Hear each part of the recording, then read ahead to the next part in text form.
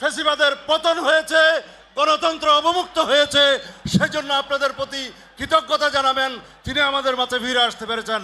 আমি আহ্বান জানাচ্ছি বাংলাদেশের গণমানুষের নেতা, আমাদের প্রাণপ্রিয় নেতা, বাংলাদেশের আগামী দিনের দিক নির্দেশক জনাব তারেক রহমান, জনাব তারেক রহমান।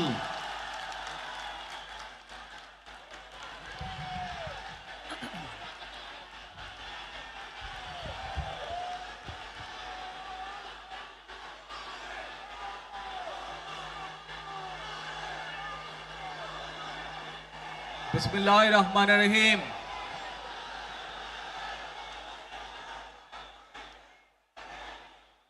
প্রিয় বাংলাদেশ, উপস্থিত প্রিয় মুরব্বীবর্গ, মঞ্চে উপস্থিত জাতীয় নেতৃবৃন্দ,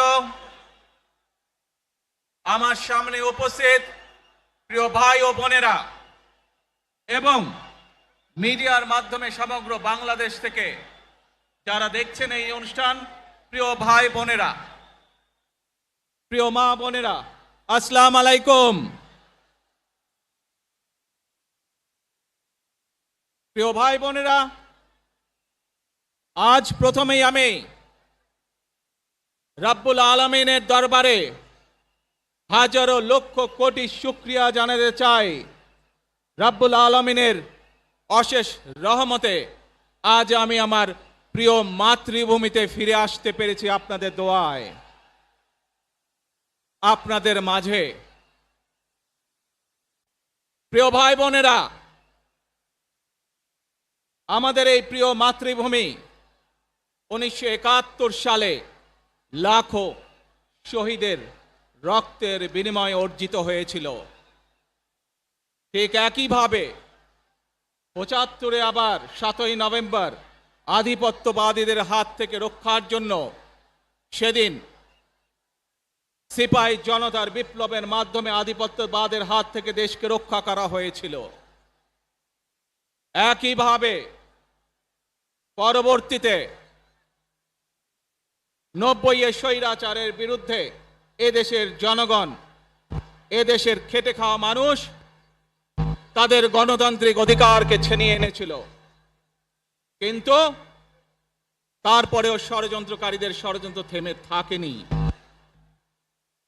আমরা তারপর দেখেছি 2024 সালে, 71 সালে এই দেশের মানুষ যেমন স্বাধীনতা অর্জন করেছিল, 2024 সালে এদেশের ছাত্র জনতা সহ সর্বস্তরের মানুষ, কৃষক, শ্রমিক, গৃহবধূ, নারী, পুরুষ, মাদ্রাসার ছাত্র সহ দলমত নির্বিশেষে, শ্রেণী পেশা নির্বিশেষে সকল মানুষ সেদিন 2024 সালের 5ই আগস্ট এই দেশের স্বাধীনতা এবং সার্বভৌমত্বকে রক্ষা করেছিল। প্রিয় ভাই বোনেরা, আজ বাংলাদেশের মানুষ কথা বলার অধিকার ফিরে পেতে চায়, তারা তাদের গণতান্ত্রিক অধিকার ফিরে পেতে চায়। বাংলাদেশের মানুষ চায় তারা তাদের যোগ্যতা অনুযায়ী ন্যায্য অধিকার পাবে। প্রিয় ভাই বোনেরা, আজ আমাদের সময় এসেছে সকলে মিলে দেশ গড়ার। এই দেশে যেমন পাহাড়ের মানুষ আছে, এই দেশে একইভাবে সমতলের মানুষ আছে। এই দেশে মুসলমান, বৌদ্ধ, খ্রিস্টান, হিন্দু সহ বিভিন্ন ধর্মের মানুষ বসবাস করে। আমরা চাই সকলে মিলে এমন একটি বাংলাদেশ গড়ে তুলব আমরা, যেই বাংলাদেশের স্বপ্ন একজন মা দেখেন, অর্থাৎ একটি নিরাপদ বাংলাদেশ আমরা গড়ে তুলতে চাই। যে বাংলাদেশে একজন নারী, একজন পুরুষ, একজন শিশু যেই হোক না কেন নিরাপদে ঘর থেকে বের হলে নিরাপদে ইনশাআল্লাহ ঘরে আবার ফিরে আসতে পারে। প্রিয় ভাই বোনেরা, এই দেশের জনসংখ্যার অর্ধেক নারী, 4 কোটিরও বেশি তরুণ প্রজন্মের সদস্য, 5 কোটির মতন শিশু, 40 লক্ষের মতন প্রতিবন্ধী মানুষ রয়েছেন, কয়েক কোটি কৃষক শ্রমিক রয়েছেন। এই মানুষগুলোর একটি প্রত্যাশা আছে এই রাষ্ট্রের কাছে, এই মানুষগুলোর একটি আকাঙ্ক্ষা আছে এই দেশের কাছে। আজ আমরা সকলে যদি ঐক্যবদ্ধ হই, আজ আমরা যদি সকলে প্রতিজ্ঞাবদ্ধ হই, তাহলে আমরা এই লক্ষ কোটি মানুষের সেই প্রত্যাশাগুলো পূরণ করতে পারি ইনশাআল্লাহ। প্রিয় ভাই বোনেরা, 71 সালে আমাদের শহীদরা নিজের জীবন উৎসর্গ করেছিলেন এই রকম একটি বাংলাদেশ গঠনের জন্য।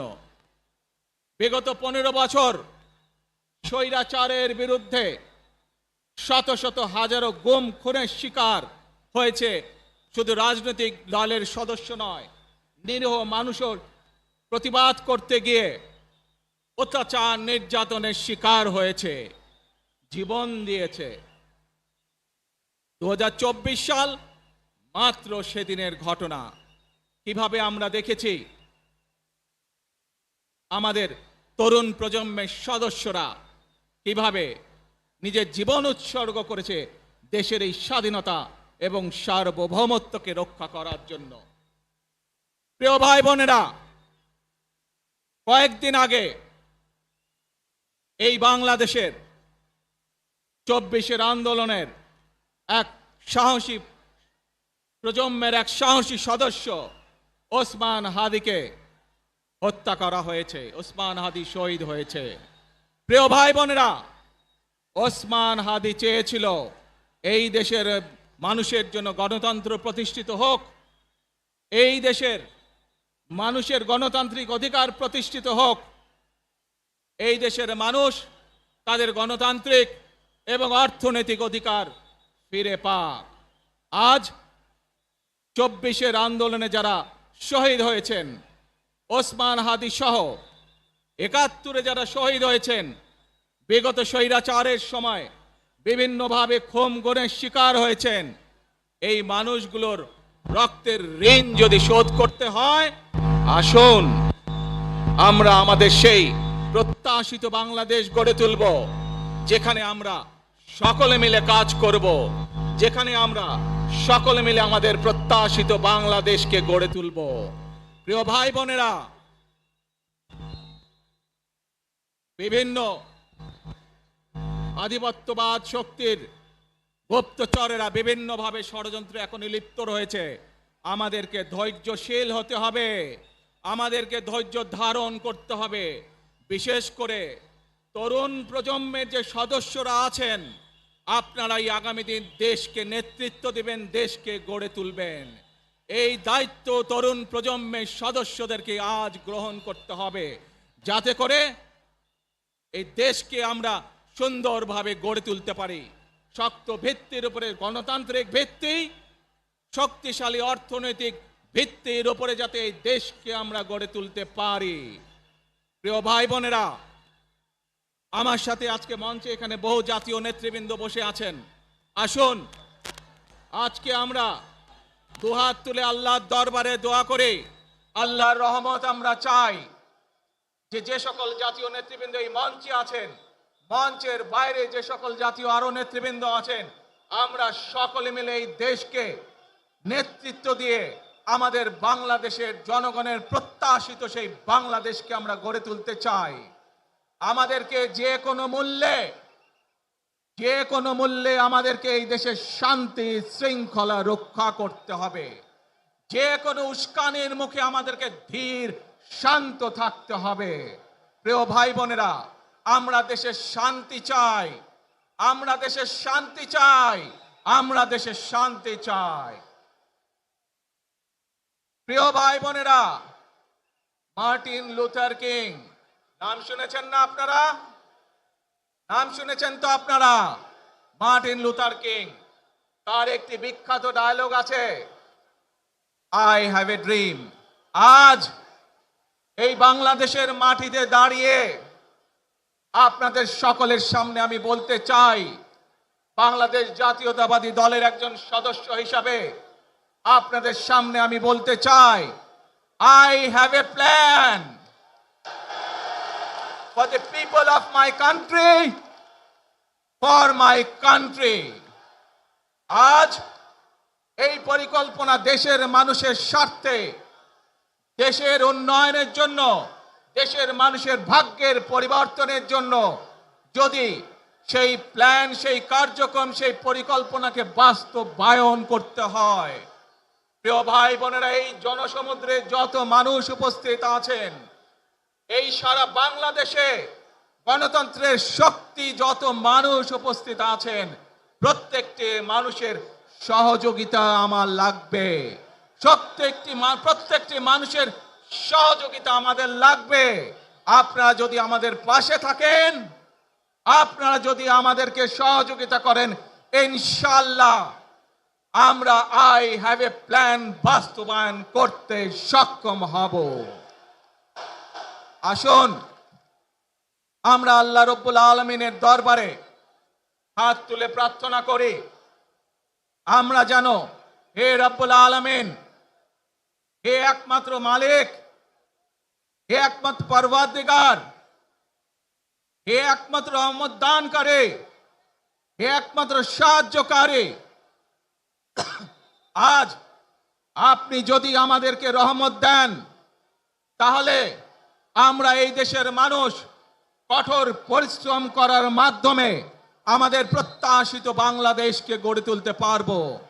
আজ যদি আল্লাহর রহমত এই দেশ এবং এই দেশের মানুষের পক্ষে থাকে, আল্লাহর সাহায্য, আল্লাহর দয়া এই দেশের মানুষের উপরে, এই দেশের উপরে থাকে, ইনশাআল্লাহ আমরা আমাদের প্রত্যাশিত বাংলাদেশ গড়ে তুলতে সক্ষম হব। প্রিয় ভাই বোনেরা, আজ আসুন আমরা সকলে মিলে প্রতিজ্ঞা করি, আমরা সকলে মিলে প্রতিজ্ঞা করি যে ইনশাআল্লাহ আগামী দিনে দেশ পরিচালনার দায়িত্বে যারা আসবে, আমরা সকলে নবী করিম সাল্লাল্লাহু আলাইহি সাল্লামের যে ন্যায়পরায়ণতা, সেই ন্যায়পরায়ণতার আলোকে আমরা দেশ পরিচালনার সর্বোচ্চ চেষ্টা করব। প্রিয় ভাই বোনেরা, আজ আপনারা জানেন এখান থেকে আমি আমার মা দেশনেত্রী খালেদা জিয়ার কাছে যাব। একটি মানুষ, যে মানুষটি এই দেশের মাটি, এই দেশের মানুষকে নিজের জীবনের থেকেও বেশি ভালোবেসেছেন, তার সাথে কি হয়েছে আপনারা প্রত্যেকটি মানুষ সে সম্পর্কে অবগত আছেন। সন্তান হিসাবে আপনাদের কাছে আমি চাইবো, আজ আল্লাহর দরবারে আপনারা দোয়া করবেন যাতে আল্লাহ ওনাকে তৌফিক দেন, উনি যাতে সুস্থ হতে পারেন। প্রিয় ভাই বোনেরা, সন্তান হিসাবে আমার মন আমার মায়ের বিছানার পাশে পড়ে আছে সেই হাসপাতালের ঘরে, কিন্তু সেই মানুষটি যাদের জন্য জীবনকে উৎসর্গ করেছে, অর্থাৎ আপনারা এই মানুষগুলোকে, যাদের জন্য দেশনেত্রী খালেদা জিয়া জীবন উৎসর্গ করেছেন, নিজের জীবন, সেই মানুষগুলোকে আমি কোনোভাবেই ফেলে যেতে পারি না। এবং সেজন্যই আজ হাসপাতালে যাবার আগে আপনাদের প্রতি সহ টেলিভিশনগুলোর মাধ্যমে যারা সমগ্র বাংলাদেশে আমাকে দেখছেন, আপনাদের সকলের কাছে কৃতজ্ঞতা প্রকাশ করার জন্য আজ আমি এখানে দাঁড়িয়েছি আপনাদের সামনে। প্রিয় ভাই বোনেরা, আসুন আমাদেরকে আজকে নিশ্চিত করতে হবে, আমরা যে ধর্মের মানুষ হই, আমরা যে শ্রেণীর মানুষ হই, আমরা যে দলেরই রাজনৈতিক দলের সদস্য হই অথবা একজন নির্দলীয় ব্যক্তি হই, আমাদেরকে নিশ্চিত করতে হবে যে কোনো মূল্যে আমরা আমাদের এই দেশের শান্তি, শৃঙ্খলাকে ধরে রাখতে হবে। যে কোনো মূল্যে যে কোনো বিশৃঙ্খলাকে পরিত্যাগ করতে হবে। যে কোনো মূল্যে আমাদেরকে নিশ্চিত করতে হবে যাতে মানুষ নিরাপদ থাকতে পারে। শিশু হোক, নারী হোক, পুরুষ হোক, যে কোনো বয়স, যে কোনো শ্রেণী, যে কোনো পেশা, যে কোনো ধর্মের মানুষ যেন নিরাপদ থাকে, এই হোক আমাদের চাওয়া আজকে। প্রিয় ভাই বোনেরা, আসুন প্রিয় ভাই বোনেরা, সবাই মিলে আজ আমরা প্রতিজ্ঞাবদ্ধ হই, সবাই মিলে করব কাজ। জোরে আরো, সবাই মিলে করব কাজ, করব মোদের বাংলাদেশ। ইনশাআল্লাহ আপনাদের সকলের কাছে দোয়া আছে। আবারও সকলকে যে কোনো মূল্যে দেশে শান্তি শৃঙ্খলা রক্ষার আহ্বান জানিয়ে যে কোনো বিশৃঙ্খলাকে পরিহার করে ধৈর্যের সাথে মোকাবেলা করার আহ্বান জানিয়ে আমার বক্তব্য শেষ করছি। আবারও আপনাদের কাছে কৃতজ্ঞতা প্রকাশ করছি আজকে আমাকে এইভাবে বরণ করে নেওয়ার জন্য। আল্লাহ হাফেজ। বাংলাদেশ জিন্দাবাদ, বাংলাদেশ জাতীয়তাবাদী দল জিন্দাবাদ। আসসালামু আলাইকুম।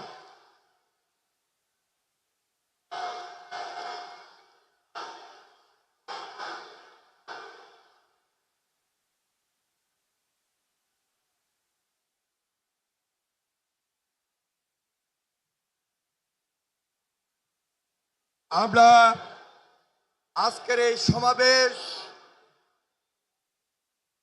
থেকে বাংলাদেশ জাতীয়তাবাদী দলের ভারপ্রাপ্ত চেয়ারম্যান জনাব তারেক রহমান, তিনি আমাদের মাঝে এসে আজকে যে গুরুত্বপূর্ণ দিক নির্দেশনামূলক বক্তব্য রেখেছেন এবং সেই সাথে সাথে দেশবাসীর কাছে কৃতজ্ঞতা প্রকাশ করেছেন, সেই জন্য আমরা ভারপ্রাপ্ত চেয়ারম্যান জনাব তারেক রহমানকে আন্তরিকভাবে মোবারকবাদ জানাই, ধন্যবাদ জানাই, সংগ্রামী সালাম জানাই, শুভেচ্ছা জানাই এবং অভিনন্দন জানিয়ে স্লোগান দিচ্ছি, তারেক রহমানের সংগ্রাম, তারেক রহমান এগিয়ে চলো, আমরা আছি তোমার সাথে। মনে রাখবেন, we have a plan, we have a plan for the people and for the country. ইনশাল্লাহ আমরা সেই প্ল্যান বাস্তবায়ন করব। আল্লাহ হাফেজ। ওই নেতা আছে, সবাইকে দু হাত তুলে বলতে হবে নেতা আছে। ও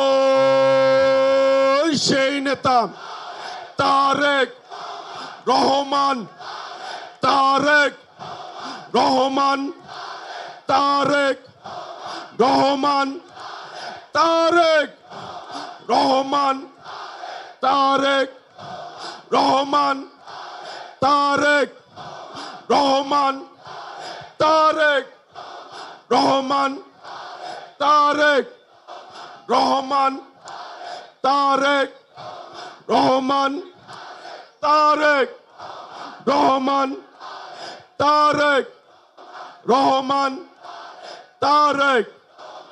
রহমান, তারেক রহমান, তারেক রহমান, তারেক রহমান, তারেক রহমান, তারেক রহমান, খালেদা জিয়া, খালেদা জিয়া, খালেদা জিয়া, তারেক রহমান, তারেক রহমান, তারেক রহমান, তারেক রহমান। প্রিয় সমাবেশ, আমাদের ভলান্টিয়ার প্লাস দলীয় ত্যাগী নেতা কর্মীর প্রতি উদাত্ত আহ্বান, ভারপ্রাপ্ত চেয়ারম্যান জনাব তারেক রহমান এই মুহূর্তে মঞ্চ থেকে তিনি নেমেছেন এবং সরাসরি এবার কেয়ার হসপিটালে যাবেন, রাস্তার দুই পারে আপনারা যেখানে আছেন আপনারা যাওয়ার ক্ষেত্রটা তৈরি করে দিবেন। আমি বিনয়ের সঙ্গে আপনাদেরকে অনুরোধ করছি, আপনারা সবাই ভারপ্রাপ্ত চেয়ারম্যান জনাব তারেক রহমান এখনই এবার কেয়ার হসপিটালে যাবেন। এবার কেয়ার হসপিটালে যাওয়ার ক্ষেত্রে আপনাদের আন্তরিকতা, আপনাদের সহযোগিতা বিশেষভাবে প্রয়োজন। আমরা আজকে সারা বাংলাদেশ থেকে যারা এসেছেন, দূর দূরান্ত থেকে বিভিন্ন ইউনিট, সাধারণ মানুষ, উৎসুক জনতা, তারেক রহমানের পক্ষ থেকে আপনাদের সবাইকে সংগ্রামী সালাম এবং বিপ্লব অভিনন্দন জানাচ্ছি। সেই সাথে সাথে আপনাদের প্রতি উদাত্ত আহ্বান, আপনারা আমাদের ভারপ্রাপ্ত চেয়ারম্যান জনাব তারেক রহমান উনি এখন সরাসরি এবার কেয়ার হসপিটালে যাবেন। সেখানে আপুসীন দেশের নেত্রী বেগম খালেদা জিয়া স্বাভাবিক কারণেই মার সঙ্গে ছেলের দেখা হবে। সেই আবেগ আপ্লুত একটা হৃদয় বিদারক পরিস্থিতি, আপনারা সর্বাত্মক সহযোগিতা করবেন, যাওয়ার ক্ষেত্রটা তৈরি করে দিবেন। আপনাদের প্রতি আমি উদাত্ত আহ্বান জানাচ্ছি।